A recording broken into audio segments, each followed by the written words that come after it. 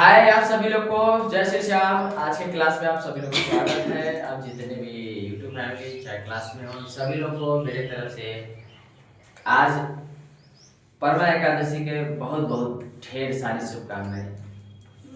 के लेना चाह रहे हैं? सब कोई लेना चाह रहे हैं तो सब कोई के मिलेगा, चिंता नहीं करना है।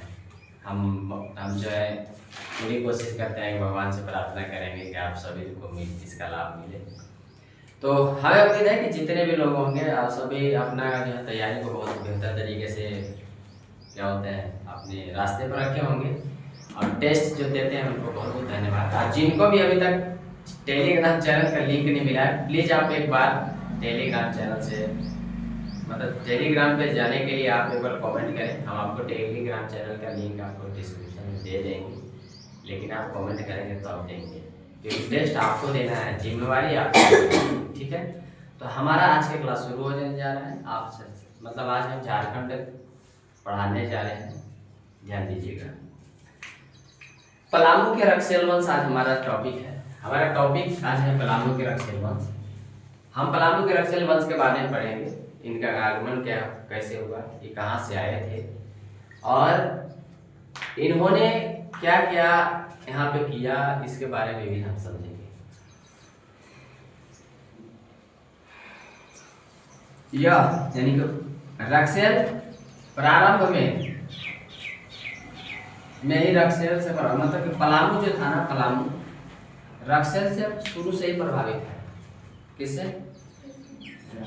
रक्षेल मतलब पलामू जो है ना, पलामू शुरू से ही रक्षेल से प्रभावित है। इसका नाम ये है यानी रक्षेल वंश से जो है पलामू शुरू से ही प्रभावित है और इसका प्रभाव इसके ऊपर रहा है। किसके ऊपर? पलामू के ऊपर। रक्षेल स्वयं को राजपूत कहते थे। रक्षेल वंश जो है स्वयं को क्या कहते थे? राजपूत कहते थे। इनका कारण था कि मतलब रक्षेल वंश जो था ना वो अपने को क्या कहते हैं? राजपूत कहते थे। इनका आगमन जो है यानी कि रक्षेल का आगमन जो है वो राजपूताना क्षेत्र से और राजपूताना क्षेत्र से और रोहतासगढ़ होते हुए हुआ था। यानी कि राजपूताना क्षेत्र से होते हुए रोहतासगढ़ होते हुए इन्होंने यहाँ कहा पलामू में पहुंचा था। और जब पलामू में पहुंचा था तो इन्होंने दो भागों में वहां से पढ़कर पहुंचा था। यानी कि कहने का मतलब है कि रक्षेल कितने शाखाओं में बटा? दो शाखाओं। पहला बात तो हम समझ गए कि ये जो है ना पलामू का प्रभाव रक्षेल के ऊपर मतलब पलामू के ऊपर रक्षेल का प्रभाव था। ठीक है, रक्षेल स्वयं को क्या बोलते थे? राजपूत। इनका आगमन जो है राजपूताना क्षेत्र रोहतासगढ़ होते हुए हुआ था। ये दो शाखा में बट गए थे। एक शाखा का नाम था देवगन और दूसरे शाखा का नाम था कुंडेलवा। समझ में आ रहा है? एक शाखा का नाम था देवगन और दूसरे का नाम था कुंडेलवा। देवगन शाखा का आगमन हुआ था वो हरिहरगंज महाराजागंज होते हुए आए थे। ठीक है, हरिहरगंज और हरिहरगंज उस समय कहते थे, अभी हरिहरगंज कहते हैं। तो उसी रास्ते से जो है इनका आगमन हुआ था। कहाँ?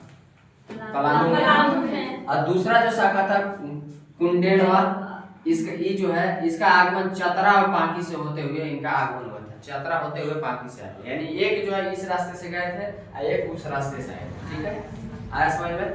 दोनों अलग अलग रास्ते से। तो आपसे पूछेगा कि रक्षेल वंश कितने मतलब रक्षेल जो है रक्षेल की कितनी शाखाएं थी? रक्षेल कितने शाखाएं बटा? तो दो शाखा। एक शाखा का क्या नाम कहते हैं? देवगन। दूसरी शाखा का नाम कुंडेलवा। समझ में? दोनों। अब एक शाखा किस रास्ते से आया था? तो एक शाखा जो है हरिहरगंज महाराजागंज से होते हुए आया था। दूसरा शाखा किधर से आया था? चतरा और पांकी होते हुए आया था। अब देखिएगा ये दोनों शाखा मिलकर क्या किया? झारखंड में आया, पलामू में आया था। ये दोनों शाखा आकर पलामू में सबसे पहले दोनों एक ही है, दोनों एक ही थे, बाद में बटे ये लोग, दोनों से दो रास्ते में चले। ये दोनों ने मिलकर जो है किले का निर्माण कराया। क्या चीज का निर्माण कराया? किला बनवाया। दोनों क्या बनवाया? किला बनवाया। दोनों क्या बनाया? किला बनवाया। और किला बनवाने के बाद दोनों ने अपना राजधानी किला ही को घोषित कर दिया। यानी इनकी राजधानी का जो किला बनवाया उसी किले का उन्होंने राजधानी घोषित कर दिया। रक्षेल के समय में क्या क्या हुआ आप समझिएगा। रक्षेल के समय में क्या हुआ? तो रक्षेल के समय में जो जनजाति जो थी, जैसे कोरबा जनजाति, कौन सा जनजाति? कोरबा। उसके बाद गोंड, उसके बाद पहाड़िया और किसान और खेरवाड़। ये सबसे अत्यधिक महत्वपूर्ण जाति थी, इन लोग जनजाति थे। यानी कि रक्सेल वंश के समय महत्वपूर्ण कौन कौन से जनजाति थे? कोरबा, गोंड, पहाड़िया, किसान और खेरवाड़। ये इतने ही जो जनजाति थे उस रक्सेल के समय में सबसे महत्वपूर्ण जनजाति थे, समझ। जिसमें सबसे ज्यादा जनसंख्या था खेरवाड़ का। किसका था? खेरवाड़। सबसे ज्यादा जो जनसंख्या था वो खेरवाड़ जनजाति का था। किस जनजाति का था? खेरवाड़। सबसे अत्यधिक जनमत अधिक थे, जिसके मतलब जिसके शासक प्रताप धवल था। इनकी जनसंख्या सबसे ज्यादा था और इनका एक शासक था जिसका नाम था प्रताप धवल। क्या नाम था? क्या नाम था? प्रताप धवल। प्रताप धवल जो है खेरवाड़ जनजाति का सबसे बड़ा शासक था। अब ध्यान देखिएगा कि रक्सेल इन्हें 16वीं सदी में चेरो ने इसे मार भगाया, यानी पराजित किया। रक्सेल को किसने भगाने का काम किया? चेरो वंश ने भगाया। चेरो वंश मतलब चेरो लोगों ने भगाने का काम किया। तो चेरो लोगों को रक्सेल जब भगाए तो भाई किस रूप में भगाए? तो एक बात याद रखिएगा, घर के भेदी लंका ढाए। घर के भेदी लंका ढाए, यानी घर के भेदी लंका ढाने का मतलब ये हुआ कि घर में जो भी अगर आपके घर में कोई है तो उसका आराम से जो है उसका पोल पता खुल सकता है, हाँ या नहीं? हाँ। तो वही हुआ था यहाँ पे। यहाँ आप जो पढ़ रहे हैं 16वीं सदी में जो है 16वीं सदी में चेरो वंश का जो क्या हो गया उदय होता है, यानी कि रक्सेल को यहाँ से मार के भगा दिया। रक्सेल को 1572 ईस्वी में, ध्यान दीजिएगा, आइए आगे हम आपको समझाएंगे।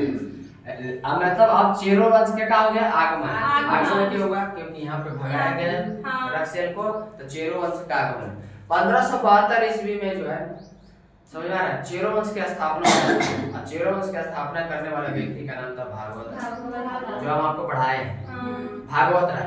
तो भागवत राय कौन था इसको भी थोड़ा जान लेते हैं कि भागवत राय था कौन। थोड़ा सा हम बोर्ड से हाथ के बता रहे हैं।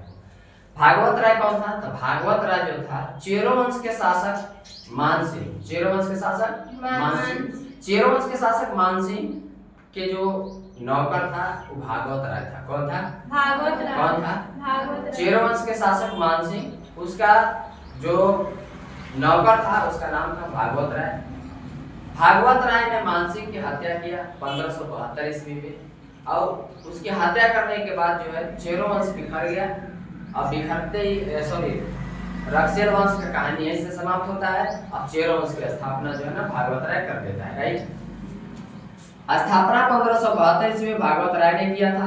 रक्सेल के राजा मानसिंह को हत्या कर भागवत राय ने चेरो वंश की स्थापना कर दी। आप सवाल पूछेगा कि भागवत चेरो वंश की स्थापना जो है किसकी हत्या के बाद हुआ था? मानसिंह। मानसिंह कौन था? चेरो वंश का महान शासक था। भागवत राय ने किसकी हत्या किया था? बताइए, भागवत राय ने किसकी हत्या किया था? मानसिंह का। ठीक है। भागवत राय मानसिंह का कौन था? क्या था? नौकर था। क्या था? नौकर। भागवत राय मानसिंह का नौकर था, ये लिखा हुआ है। भागवत राय का था मानसिंह का नौकर था। उसके बाद जब मानसिंह के नौकर था, उसके बाद भागवत राय के बाद जो है गद्दी पर बैठता साहेब राय। कौन है? कौन बैठता है? साहेब राय। साहेब राय 1697 ईस्वी से 1716 ईस्वी तक बैठता है। बहादुर इसके समय में सबसे महत्वपूर्ण जो काम ये था कि कुछ महत्वपूर्ण बंगाल शासक रहे, जिसका नाम है बहादुर शाह, जहांदार शाह और फर्रुखसिंह। ठीक है, इन लोग कुछ महत्वपूर्ण बंगाली शासक थे। बंगाल के शासक थे जो समकालीन थे। किसके समकालीन? साहेब राय जब पलामू में राज कर रहा था उस समय बंगाल के जो शासक रहे थे बहादुर और जहांदार और फर्रुखसिंह, राइट। कोई दिक्कत है? नहीं। अब आगे की है कि उसके बाद रंजीत राय जो इसके गद्दी पर बैठता है। रंजीत राय साहेब राय का उत्तराधिकारी था। साहेब राय के उत्तराधिकारी रंजीत राय होता है, यानी था। इसी के समय में बिहार के सूबेदार सर बुलंद खां पलामू आया। इसके समय में सर बुलंद खां कहाँ आया? जब सर बुलंद खां जब पलामू आया तो जब कहां से? बिहार से। देखिए, जितने भी भारत मतलब पलामू के ऊपर आक्रमण हुआ, यार सुन लीजिए, मैं फिर से बोल रहा हूँ, पलामू के ऊपर जितने भी आक्रमण हुए सब हुए हैं बिहार से।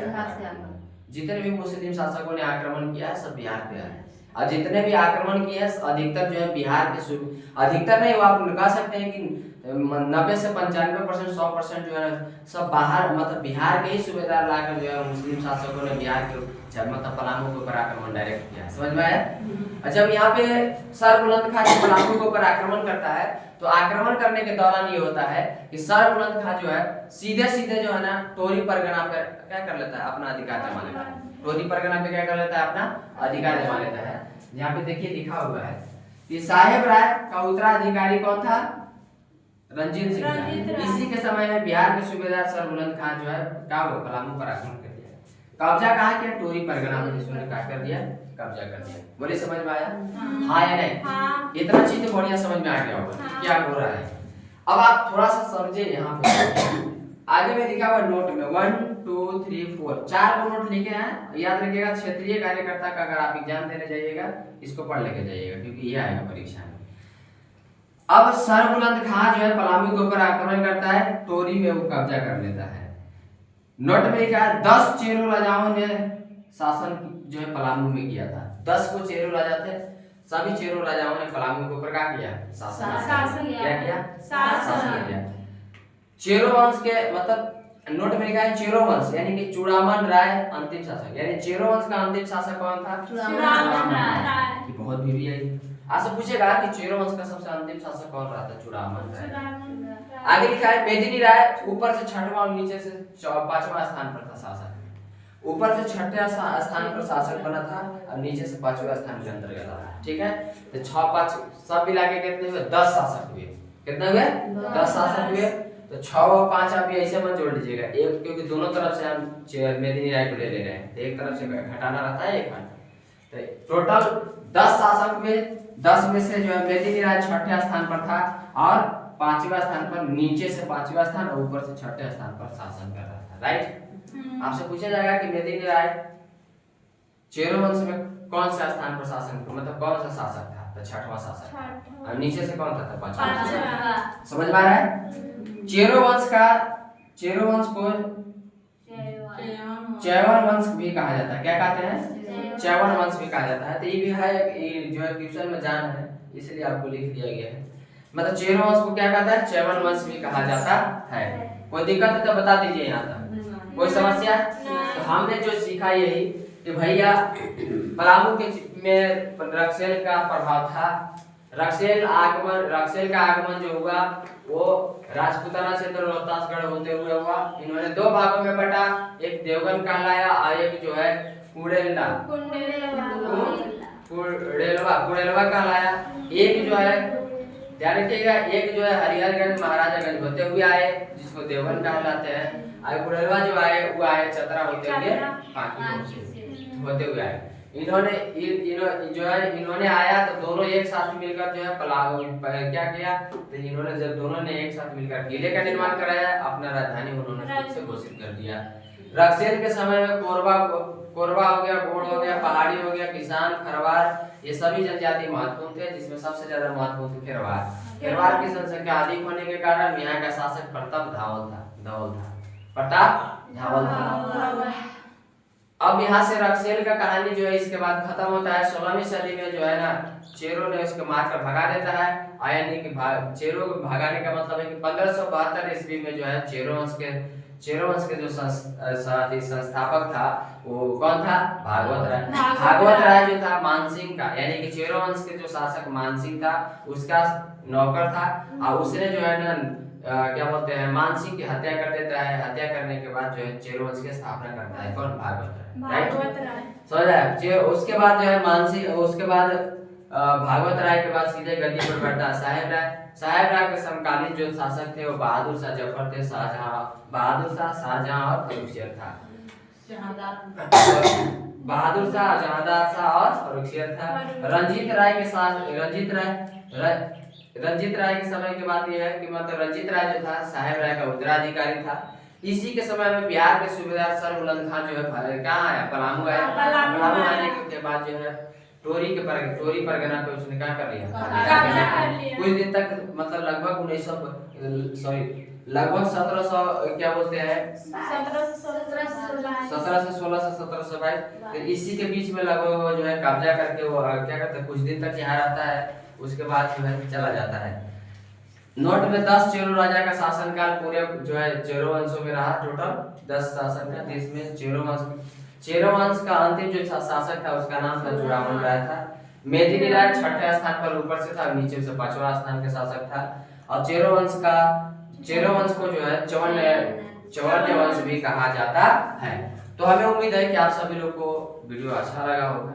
अगर अच्छा लगा है तो भाई आप कुछ करते जाइए, आप तो अपने खुद से पढ़ते हैं, लेकिन कम से कम जो है 10-20 को के हितनाथवा के ग्रुप जो हितनाथ आपके रिलेटिव होगा वहाँ तक ग्रुप में शेयर कीजिए।